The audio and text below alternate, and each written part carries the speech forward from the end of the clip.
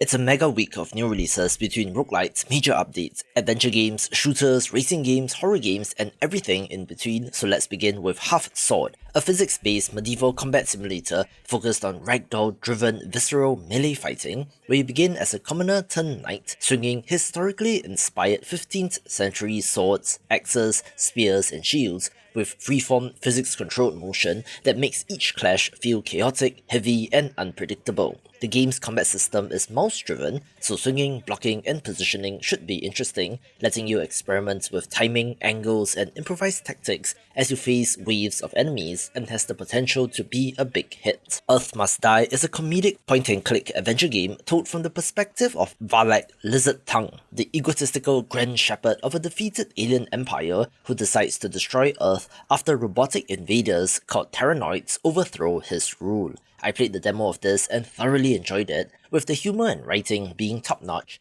and it's a classic point-and-click adventure game through and through, where you interact with the environment and characters using options like talk, observe, and command, solving puzzles to advance the scenes. Our protagonist is not exactly the most likable person, but it's the sheer absurdity of the situations which makes it fun, with an all-star voice cast of British comedy legends, and is from developer Size 5 Games of Been There Then That fame, where their experience in adventure games clearly shows. This video is brought to you by Call of the Elder Gods, a Lovecraftian first-person narrative puzzle adventure game and the sequel to Call of the Sea, where you join Professor Harry Everhart and Evangeline Drayton in a globe-spanning quest to uncover ancient horrors and reality-shattering secrets tied to a mysterious artifact. The game's core design blends object and observation-based puzzles with cinematic exploration across richly rendered environments, from firelit libraries and frozen wastelands to alien cities out of time, and lets you switch between the two protagonists to solve complex,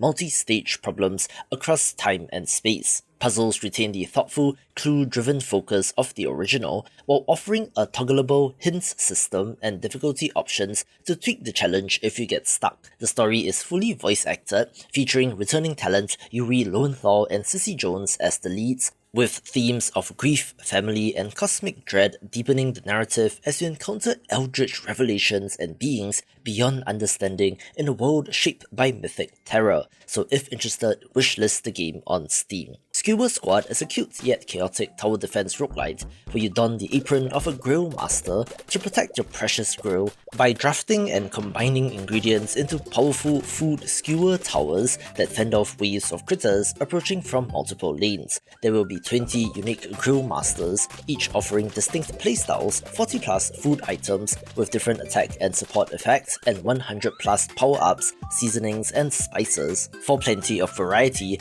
allowing you to create powerful builds with unexpected synergies and strategies in every run. Enemies come down from the top, and you're able to move your towers foosball style, offering an interesting take on the tower defense game. Don't Stop Girlypop is a Y2K arena movement shooter designed around constant motion and fluid combat, where standing still reduces your damage and slows your healing, pushing you to weave, dash, double jump, wave hop, and ground slam through colourful arenas while blasting hordes of mechanical foes. The focus is on movement, speed, and momentum, which, along with a variety of weapons, each with unique alternate fire modes, creates a layered combat system that might be fun with an insane-looking visual style as well. Love indie games? Sign up to my newsletter to get a weekly dose of what's hot, along with some news and of course, weekly game giveaways, so if interested, link is in the description below. I've been waiting for this next title for a while, since Winnie's Hole comes to us from the developer of Ring of Pain, and while it is also a roguelite strategy game, this blends more genres rather than being a more straightforward deck builder. You play as a symbiotic virus inside Winnie's body and mind, capturing cells to mutate and grow, while unlocking new actions and perks that shape how you tackle each run. There's a unique exploration system that replaces traditional node-based maps with strategic placement of Tetramino-like virus blocks in randomly generated cellular landscapes used to spread the virus and to trigger actions. Combat is turn-based as the mutated Winnie faces off against enemies, with each run letting you unlock and combine multiple virus strains, perks, and mutations to experiment with different playstyles. The narrative injects dark humor and body horror into its depiction of the iconic, now public domain character, so if you want to ruin your childhood, perhaps give this a go. Other games begin with Adaptory, a base-building survival simulation set on a deserted planetoid in uncharted space where your expedition has crash-landed and survivors must be managed through complex survival systems which involves physics, chemistry, and emergent events. Keep your crew alive, balancing their health, warmth, food, shelter, morale, and relationships, while expanding a base capable of meeting their needs, such as building sleeping areas, kitchens, workshops, and communal spaces. The game runs sophisticated simulations of gravity, temperature, density, and material interactions that influence how power, plumbing, and automation systems behave, and with nearly 50 different types of materials, does have plenty of depth to the crafting system. Random environmental events like meteor showers or seismic activity will disrupt your plans as you dig beneath the surface to find resources, uncover artifacts, and learn more about the planetoid's secrets, definitely giving off oxygen not included vibes and should be one to watch. Automatic Kingdom is a turn-based strategy and kingdom building game with elements of automation, board game logic, and city builders, as you expand a fledgling realm by playing cards each turn to add citizens, constructions, animals, and soldiers to your kingdom to generate resources through clever synergies. Arrange citizens with care, since adjacent placements activate resource production and abilities, while also defending against emergent threats like disease, criminals, and invaders. Resources reset every turn, so you cannot just end turn to accumulate more, forcing you to rethink layouts and build order to reach higher production tiers. Unlocking new cards as prosperity grows lets you access more tools, buildings, and strategic options, and you will eventually be able to launch invasions, create laws, and manage a shifting court of councillors, and looks like a cleverly made title. Speaking of city builders, we also have the 1.0 release of City Tales Medieval Era, a medieval title where you shape sprawling settlements with an organic, grid-free planning system that lets districts evolve naturally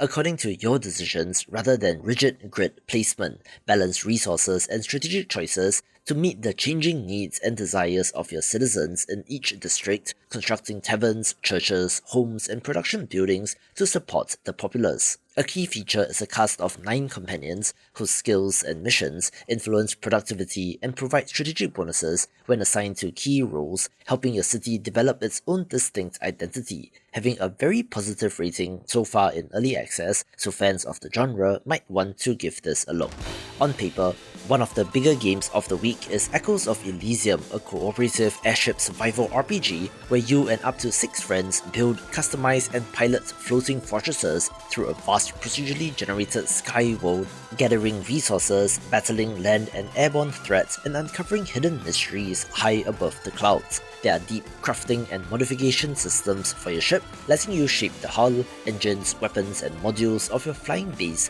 to suit your needs, whether you focus on exploration, combat, or support roles. This has a classic survival gameplay loop, so harvest materials, craft tools and gear, and fight enemies, surviving environmental hazards to get better resources, and so on, with the airship, skybound islands kind of setting always being neat. Fear the Timeloop is a third-person survival horror game set inside a mysterious hospital where Sheriff James Cooper bleeds to death and relives the same 15-minute time loop over and over again, forcing you to adapt, survive, and uncover the truth behind this endless cycle. The time loop resets progress on death but lets you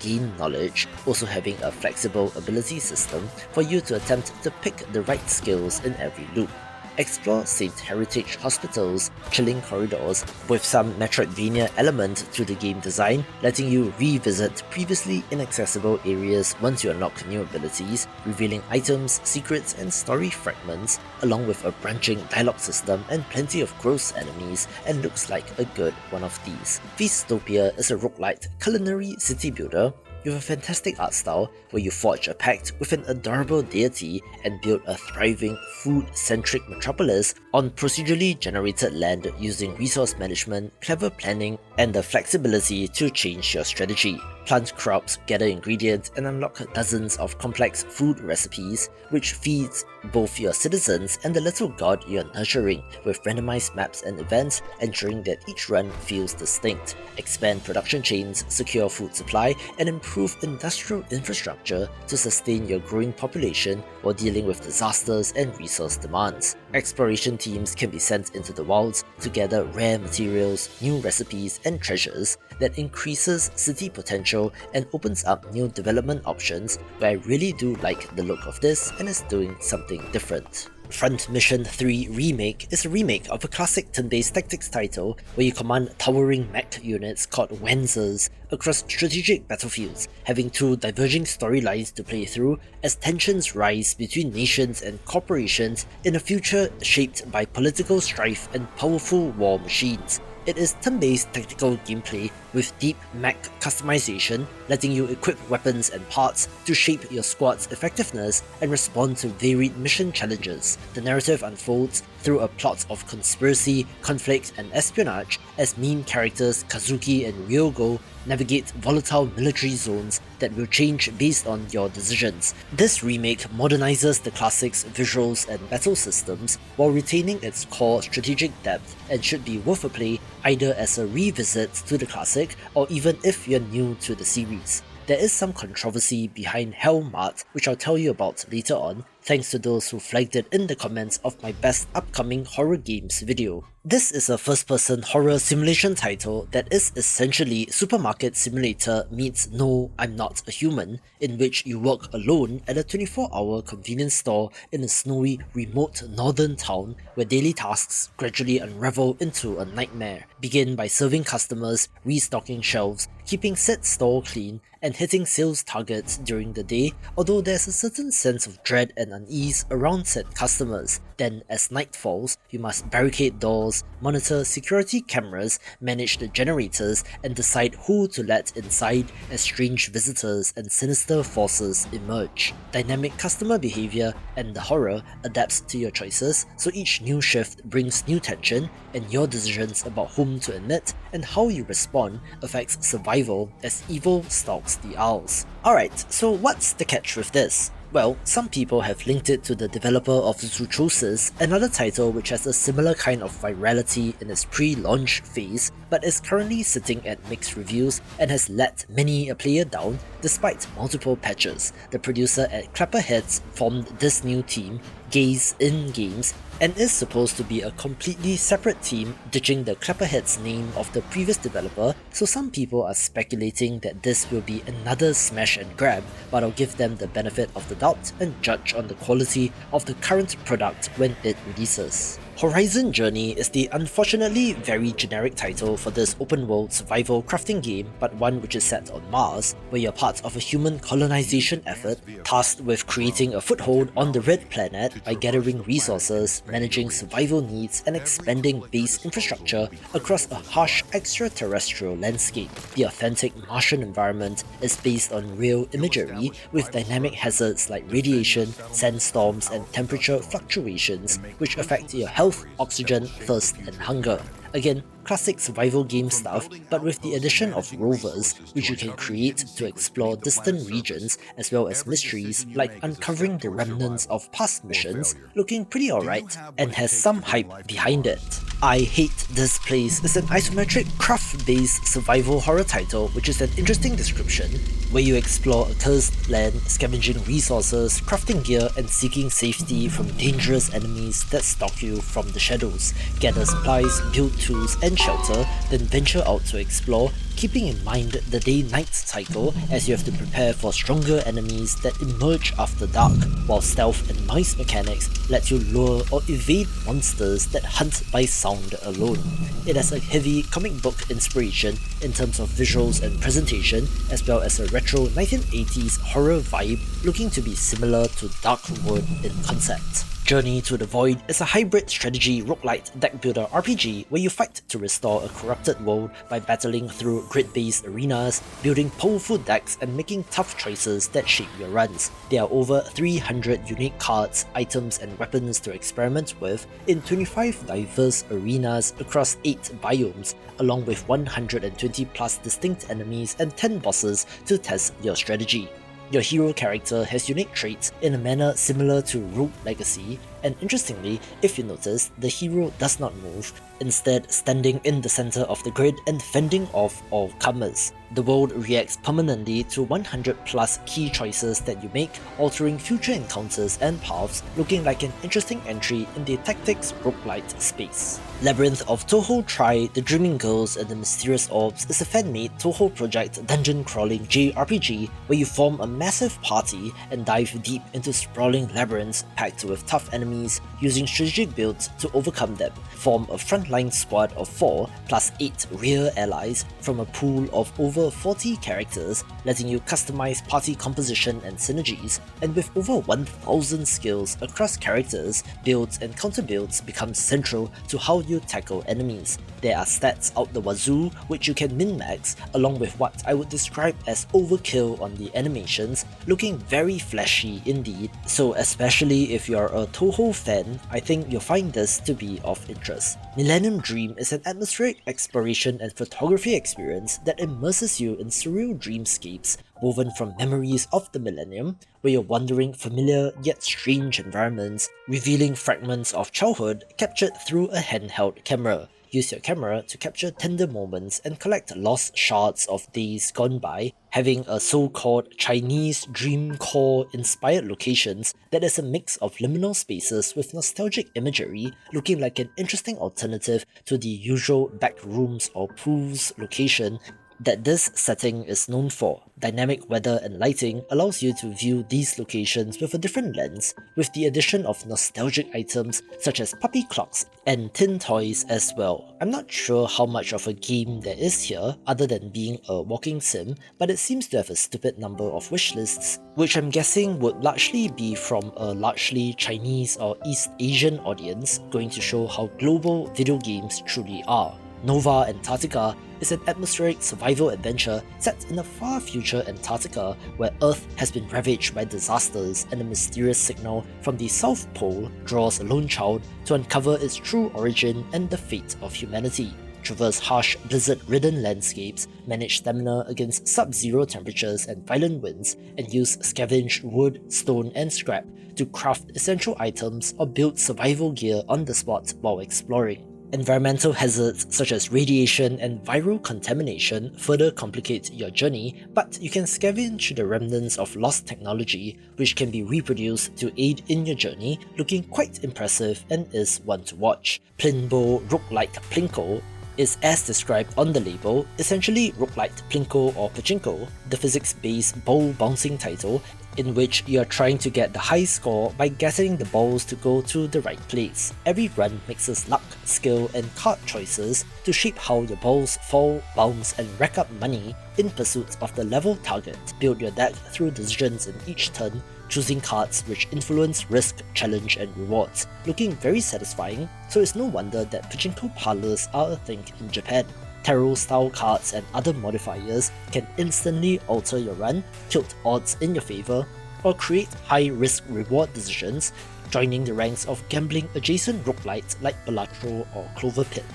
Prophecy of Ashen is a medieval fantasy turn-based tactical RPG set in a kingdom torn apart by conflict between the Ashen descendants and the Hall of Divine Edict, where your choices shape both story and fate in a world of fire, ash, and political strife. It's a deep RPG with branching paths and moral decisions that influence outcomes as you interact with factions like the Corrupt Church and the rebellious Cinderkin, resulting in multiple endings from the choices you make. Combat emphasizes tactical turn-based battles where magic, weapon, and terrain advantages matter as you face monster invasions, uprisings, and enemy forces across varied maps. You can customize your characters with skills, magic, and equipment paths to fit different roles from holy warrior to mystic mage, and looks like it's for fans of the genre. R.I.P. Reincarnation Insurance Program is a top-down bullet heaven roguelite following in the footsteps of vampire survivors as you take on hordes of zombies, with deep loot-driven ARPG progression and build experimentation as you fight to survive in a post-apocalyptic world. Gear and equipment is critical to progression as you equip, swap and customize hundreds of weapons with diverse stats and effects to craft powerful builds. These have distinct affixes and can be recast and even has set bonuses, so essentially a streamlined Diablo-style experience but as an action roguelite, having released as of recording and is doing quite well. Roots Devour is a strategic exploration and card connecting adventure where you embody an ancient ravenous force that spreads its roots through eerie woods, grotesque swamps, frozen mountains, and eventually into human domains, consuming all life and shaping the world through the cards that you play. The card connecting mechanism is the unique mechanic, as you use hundreds of cards that act as paths and actions, crafting dynamic combinations that define how you expand outward. Balance resource management, deck building and exploration across 4 distinct regions while facing evolving threats and countering a cast of humans whose fates you can observe or influence and unlock hidden stories and multiple endings, looking stacked lands adjacent, but with a much more grim premise. Run TavernQuest is a text-based interactive narrative adventure game where you don't play as the hero but the game master, interpreting another player's commands, shaping how story events, NPCs and encounters unfold based on how you handle bizarre inputs from an inept adventurer named Steve. It's an interesting take on the choose-your-own adventure game, flipping the structure and having you play as the DM with multiple choice outcomes that let you guide or misguide the player through quest events, environments, and comedic situations. You control how environments interact, how NPCs behave, and how story branches develop, making narrative decisions that ripple through encounters and will be narrated as well, bringing the scenes to life and looks cleverly made. Developer Strange Scaffold strikes again. From the developer of Space Warlord Organ Trading Simulator comes Space Warlord Baby Trading Simulator, an arcade-style stock market simulation set in the same bizarre universe as their previous game. You buy, sell, and short stocks tied to the simulated lives of alien babies whose outcomes influence pricing as you try to maximize credits, having 7 distinct planets with procedurally generated baby stock markets, so yes, they're not straying from their brand of weird in 2026. Hire consultants to gain insight before trading sessions, also somehow having a narrative as you chase profits across interstellar markets, so buy low and sell high, I think? And is a satirical take on profits at all costs. Steel Century Groove is a rhythm RPG where you pilot colossal mecha dancers in rhythmic battle sequences, requiring timing, strategy, and character progression as you groove from your hometown towards bigger stages in a story-rich adventure. It has a deep music combat system that doesn't force exact metronome timing, but challenges you to use rhythm-linked abilities and combos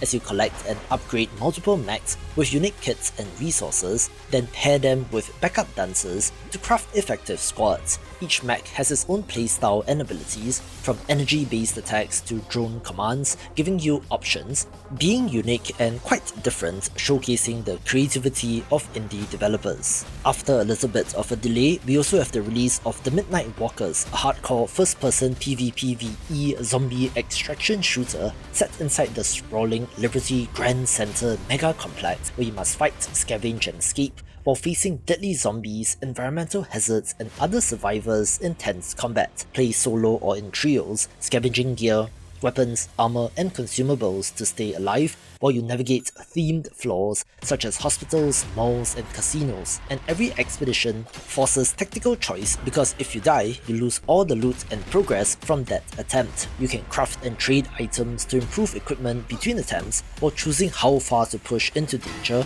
and dynamic threats like poisonous gas periodically forces you to move, causing players to come into contact. 4 distinct classes provide varied roles and strategic options in high-stakes PvPvE loops and might be the next big thing. The Perfect Pencil is a surreal Metroidvania with intense combat, exploration, and some psychological horror elements as you guide protagonist John through a hand-drawn, dream-like kingdom filled with bizarre personalities, secrets, and boss battles. It is a story-driven adventure into the human psyche where John's innate ability to analyze the world unveils hidden lore about NPCs, environmental curiosities, and motivations that shapes how the narrative unfolds. Exploration spans surreal landscapes with both light and dark areas, with side missions and secrets, along with tense combat encounters with unsettling manifestations that symbolize internal fears, and looks to be of interest to Metroidvania fans and is the hidden gem of the week. I've also had my eye on Desperate Lift ever since it was announced, a horror roguelite deck builder set inside a 3D haunted hotel known as the Vexington in the 1990s, where a trio of teenagers explore 13 floors of monsters, traps, and creepy events using cards, gold, and gear collected along the way. It has turn-based deck building combat, think Slay the Spire, with creature encounters and equipment cards that alter your strategy, allowing you to form multiple character teams whose individual strengths and relationships influence starting decks and story interactions. Each run through the hotel involves card upgrades, a survival horror kind of atmosphere, and unpredictable events as you climb towards the penthouse boss while encountering nostalgic items and bizarre artifacts from past decades. You're able to rewind the night, explaining the run-based structure upon death, where this simply oozes style and is for fans of the genre. Valkyrie Saga is a retro 3D platformer where you play as Roll, a Valkyrie tasked with climbing the ruins of a collapsing floating island to prevent it from crashing into the world below, combining nostalgia for early PSX-era action with modern movement and exploration. It has all the classic platforming mechanics, with climbing, dashing, jumping, and gliding across atmospheric environments that evoke fantasy classics of a bygone era, while challenging your reflexes and spatial awareness. Combat and traversal are woven together as you face otherworldly enemies with the melee spear strikes and mobility, exploring ruins and studying cryptic inscriptions that hide secrets of their own, where they've nailed the exact art style they are going for, which is commendable in itself. This one's for indie game developers. The free indie game marketing resources are ready, so sign up via the link in the description below to get it in your mailbox. Lane Splits is a high-speed motorcycle racing game in which you're weaving through and dodging traffic that challenges you to push performance bikes to the limit by driving with precision and speed, where the closer the calls and the higher your speed, the greater your score multiplier as you race against others or climb leaderboards. Multiple weather and traffic density settings change the level of challenge, but you have different models of bikes with different traction and handling. There are alternative game modes like Rush Hour or Zen that intensifies traffic or completely removes it respectively, turning it into a flow state zone out kind of game in the latter case. The hyper-realistic graphics look impressive as well and will definitely be for mortal hits. Vampires Bloodlord Rising is a grimdark open-world action RPG where you awaken as a fledgling vampire in the cursed land of Sangavia, having to hunt for blood to regain your strength and to build a gothic castle stronghold that becomes the center of your growing dominion. Explore a vast atmospheric world by night, using supernatural abilities like shapeshifting into a bat to traverse terrain, fight hostile humans and creatures, and command loyal vampire thralls to serve roles from crafting to defending your realm. Castle building and customization lets you shape halls, watchtowers, and secret chambers to grow your power, and cooperative play with up to 4 players lets you play with friends. This is being published by the developer of Medieval Dynasty, who are rolling the success of that game into publishing similar titles, so they do have experienced eyes on this game and could be a huge hit. Can comes to us from the game makers best known for Fury and Haven, but it's a very different kind of game, being a survival climbing title in which you play as a dedicated mountaineer named Ava as she attempts to summit the unforgiving and unscaled Mount Kami, reading rock faces and planning the route upwards while managing tools and personal resources in a realistic climbing simulation. This has an open climbing system that lets you climb anywhere, so you're free to choose your path, subject to physical limitations of course, solving vertical terrain puzzles without any fixed handholds or preset paths to take. You must place pittance, manage chalk, food, water and medicine,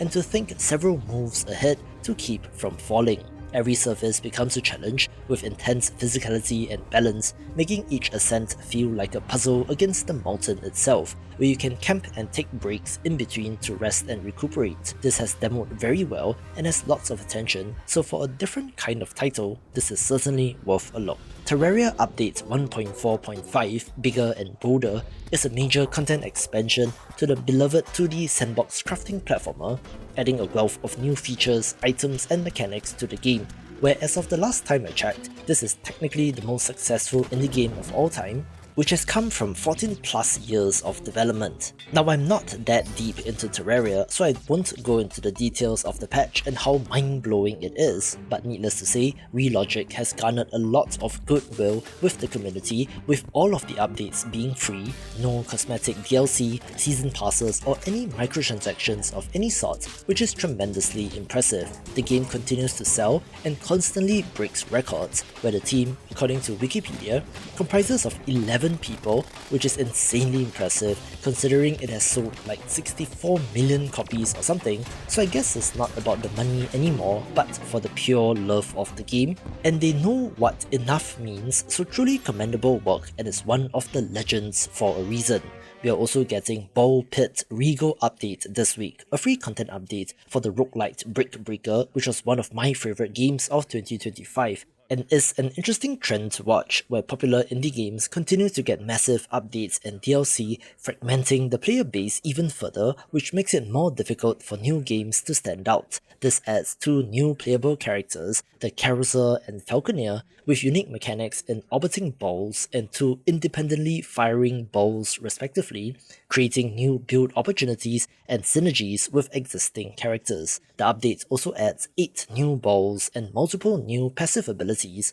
where balls and upgrades can fuse and merge in interesting ways, so the addition of 8 does exponentially increase the possibilities, with a tease of an additional surprise feature, which will be revealed when the update goes live, where I'm definitely keen on checking this out. Watch this video for more of the best indie games. So more people buy Ball Pit, so Kenny makes more Ball Pit, so buy Ball Pit. Available now.